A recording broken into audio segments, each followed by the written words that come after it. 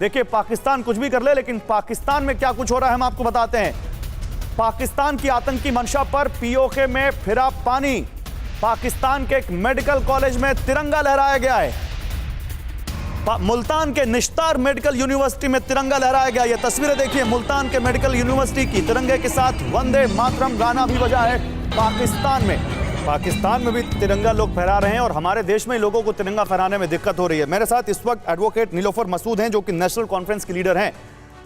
Nilofar ma'am, मेरा सवाल आपसे सीधे ये है, कश्मीर में टारगेट किलिंग्स की सबसे बड़ी वजह आप किसको मानती हैं, और कश्मीर की पॉलिटिकल पार्टीज का इसमें क्या रोल है इनको रोकने में? वो अपनी तरफ से क्या कर रही हैं?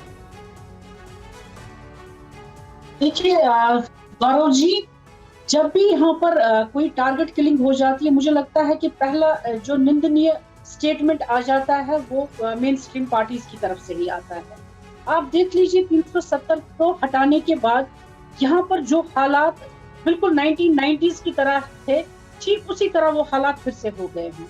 आपने देखा होगा दूर दूर तक हम कहते हैं कि 370 के हटने के बाद, एब्रोगेशन के बाद क्या हालात चेंज होते। मैं कहती हूँ चेंज आई है, बिल्कुल आई है। जहां हम करप्शन की बात करते थे, अभी आपने हाल ही में एसआई एग्जाम्स के जो रिजल्ट्स आए तो उनका वो लिस्ट जो था क्वॉश किया गया। एफएए पर एंटी करप्शन की तलवार अभी भी लटक रही है। क्या पता कभी वो लिस्ट भी शायद फेक करार करके उसको भी खत्म कर लिया 370 के बाद। दूर दूर तक हमें बैंकर्स नजर नहीं आते थे। 2014 अगर आप देखेंगे या 2019 से पहले बिल्कुल नजर नहीं आते थे। अब दूर दूर तक वो बैंकर्स फिर वापस आ गए हैं।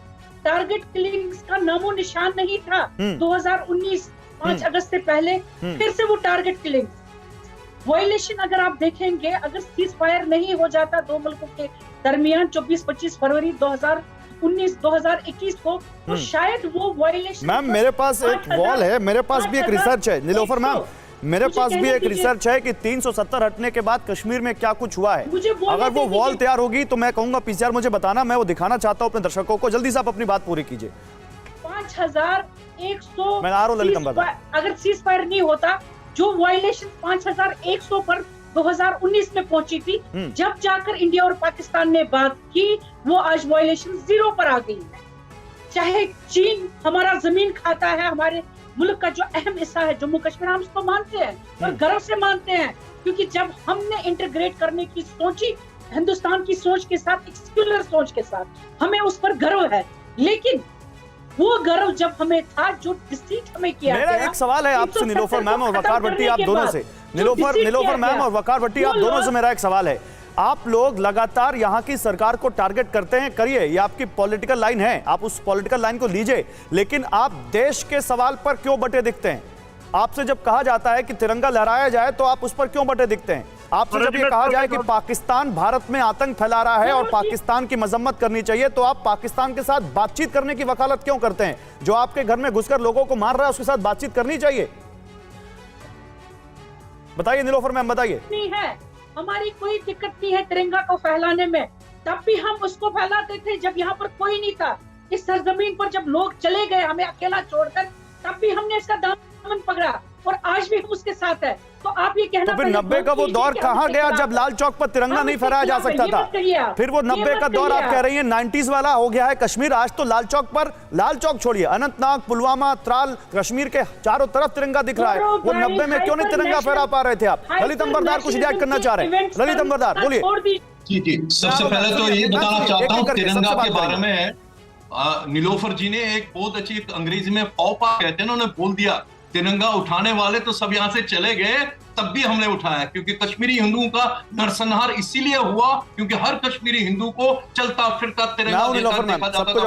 और ये नीलोफर जी जिस पार्टी से आती है, आप इनसे बार बार पूछ रहे हैं पाकिस्तान की मजम्मत क्यों नहीं करते, क्योंकि पाकिस्तान से इनका रिश्ता क्या, ला इलाहा इल्लल्लाह।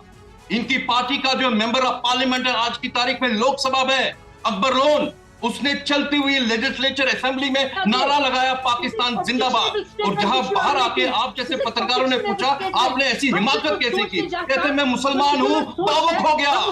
ये है इनकी पार्टी।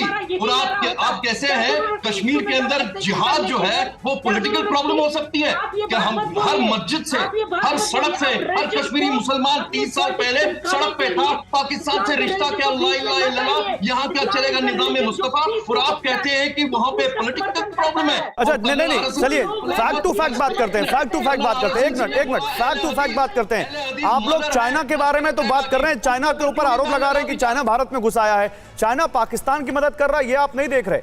चाइना के साथ पाकिस्तान, जिस तरह से चाइना और पाकिस्तान मिल गए, ये आप लोग नहीं देख रहे।